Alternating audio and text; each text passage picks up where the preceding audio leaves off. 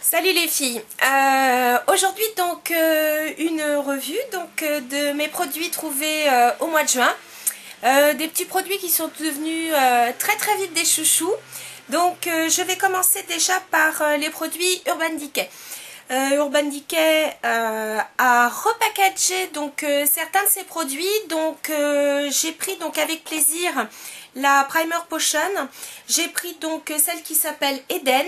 Eden, c'est celle qui est plutôt mate, et voyez donc leur nouveau packaging, au lieu d'être un peu comme une lampe d'Aladin, et ben c'est un tube. Bon, ils ont repris la petite ouverture rigolote, mais bon, c'est un tube, donc beaucoup plus facile pour l'application et surtout pour terminer le produit, parce que le problème avec les anciens packaging de la Primer Potion, c'est qu'il fallait bon, déjà essayer de racler le plus possible, puis après on était même obligé donc de couper le tube, enfin l'espèce de petite flaconnette, pour pouvoir finir le tube, parce qu'il en restait plein à l'intérieur. Alors que là, comme il s'agit d'un tube, vous voyez, avec une distribution du produit très aisée, ben voilà, on n'en perd pas. Donc j'ai pris donc celle-ci, et en plus de ça, je crois qu'il y en a un petit peu plus dans les tubes, je crois, hein. Donc voilà le nouveau packaging, donc bientôt pour tous, donc c'est-à-dire pour la classique, celle qui est légèrement dorée, celle qui est très scintillante et la mate. Ça sera donc un tube dorénavant. Ils ont choisi aussi toujours un tube, c'est pour leur crème teintée. Leur crème teintée avant c'était dans une espèce de flacon pompe, et il faut avouer que le flacon pompe distribuait beaucoup d'autres produits, donc on avait pas mal de choses perdues. Donc là c'est pareil, ils ont donc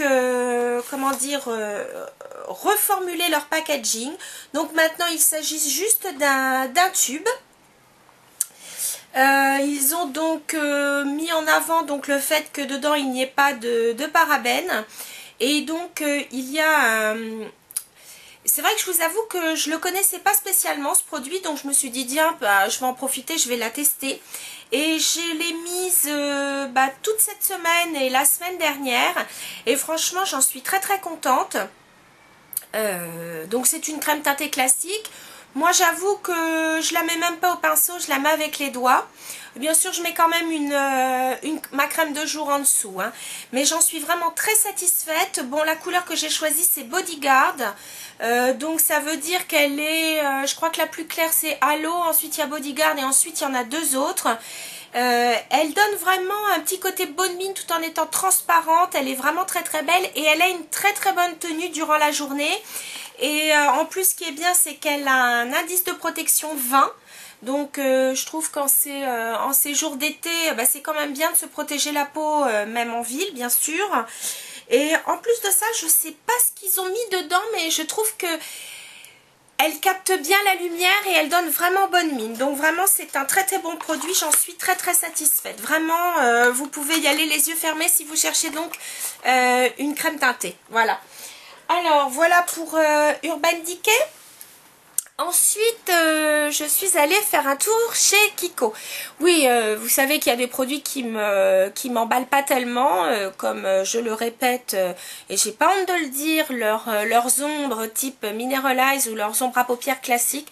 Moi, je trouve vraiment qu'elles ne sont pas assez pigmentées. J'ai encore essayé un magnifique corail orange qui, lorsqu'on voit la teinte, on se dit chouette. C'est presque comme le orange de chez MAC, on se dit chouette, ça va faire une belle teinte. Quand on la met, quand on la swatch, pour moi, il n'y a pas il n'y a vraiment pas assez de pigment. Eh bien, ça ne veut pas dire que tout est moche. Et donc, en l'occurrence, pour chez Kiko, j'ai acheté donc, alors c'est dans les produits de cet été, hein, attention, voilà le boîtier qui fait, je trouve, assez chic. Bon, c'est du plastique, hein, mais je trouve qu'il fait pas mal. Ce sont ce qu'ils appellent les Sun Bronzing Trio. Donc c'est vrai qu'il y a 4 teintes. Moi j'ai pris la numéro 1, la Sculpting Beige. Et donc vous allez voir le principe.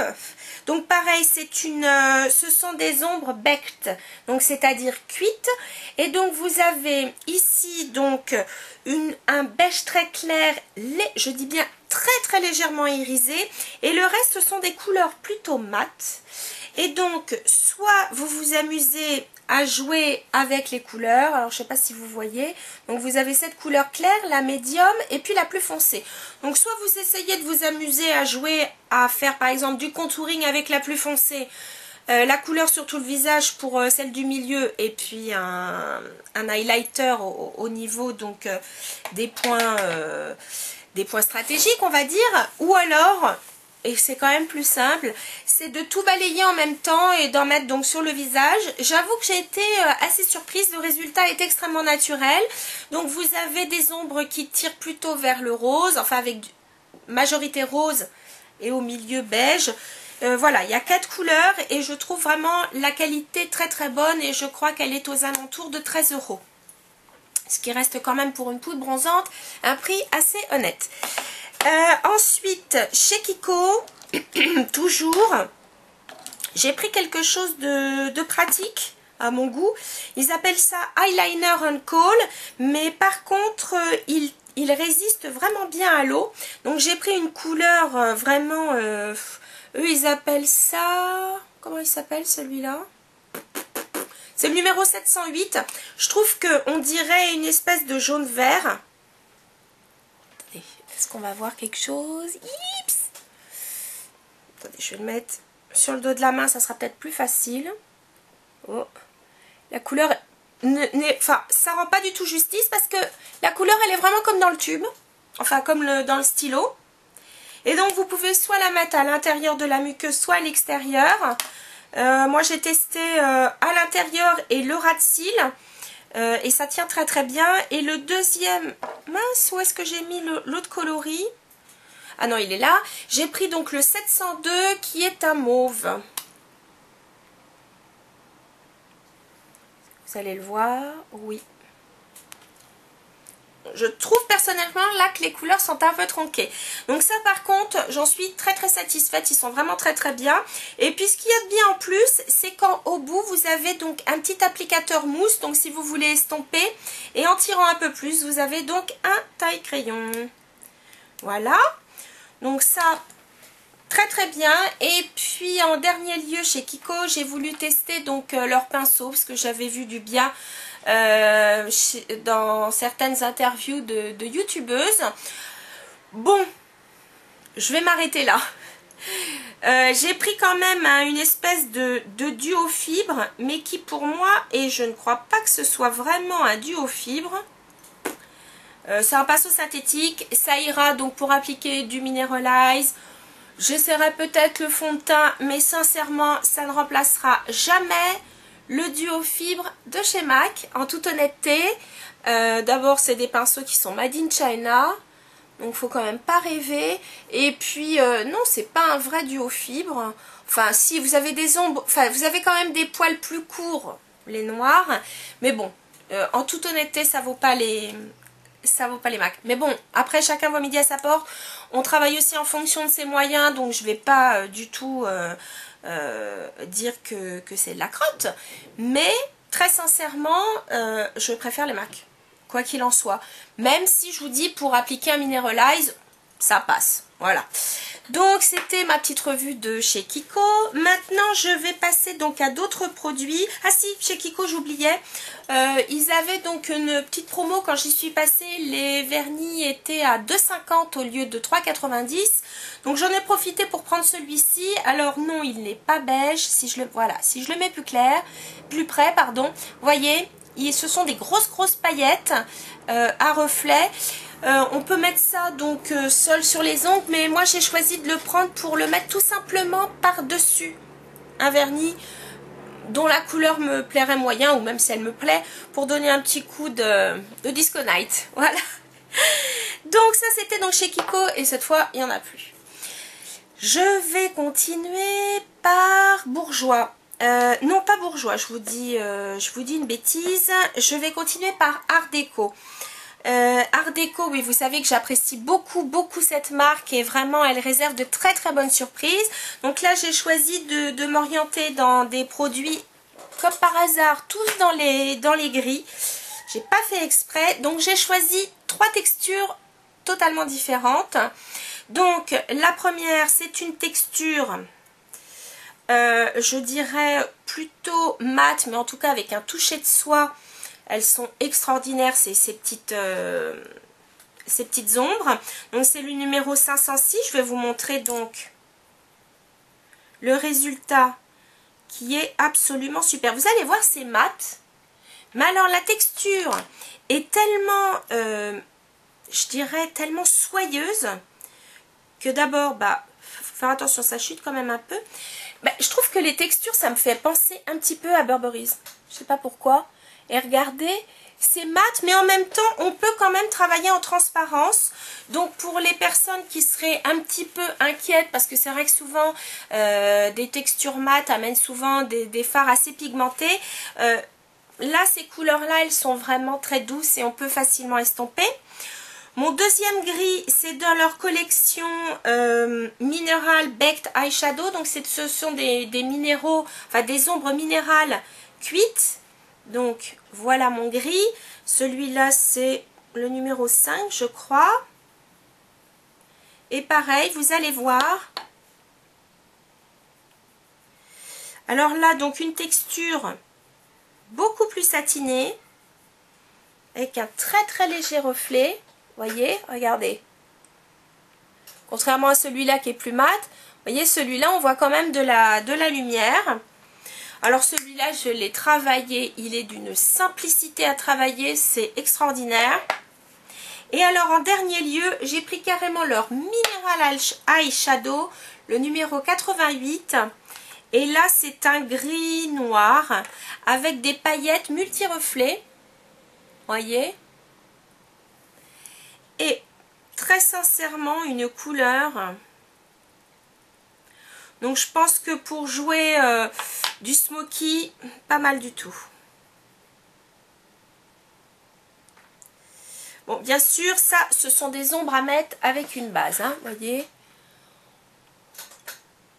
On voit les paillettes, hein.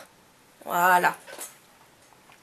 Donc, voilà chez Art Déco mes petites trouvailles du mois. Vraiment, j'invite celles qui veulent vraiment des produits de qualité à des prix qui sont, je dirais, corrects, des prix qui sont dignes de L'Oréal et autres. En toute honnêteté, Art Déco, c'est vraiment, je le redis, pour moi, une très belle découverte. Voilà. Ensuite, en phare, ça a été mon mois du gris. Me demandez pas pourquoi. Enfin si, mais je ne veux pas vous raconter ma vie. Chez Rimmel, j'ai trouvé donc dans les Glam Eyes le mono. J'ai pris le 300, c'est le Night Jewel.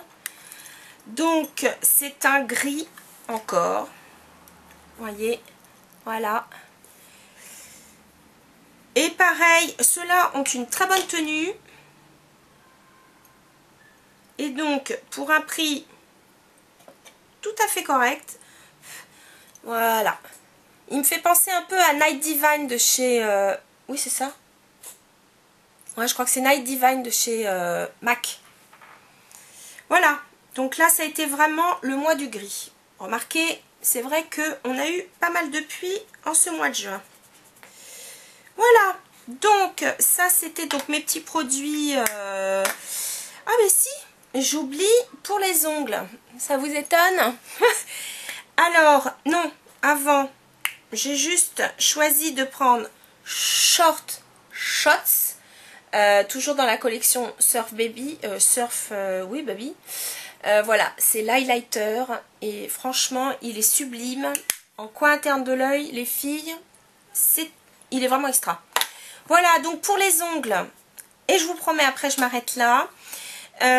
J'ai craqué donc parce que ça fait plusieurs fois que je passe devant et je me dis ah je le prends pas, puis bah écoutez je l'ai pris. J'ai pris le Blue Curaçao de chez Mavala, une couleur bleue sublime, voyez, je vous mettrai ça sur les ongles. Et puis j'ai pas pu m'empêcher de craquer pour deux vernis de chez Chanel, le fameux Mimosa. Au départ, je me suis dit, oh non, jaune, tout ça. Et puis sur les ongles, il est magnifique. Et celui-là, c'est Morning Rose et il est sublime. C'est un rose très pâle, mais avec des petites paillettes or. Vraiment superbe. Pour l'été, sublimissime. Celui-là avec du bronzage, carrément canon.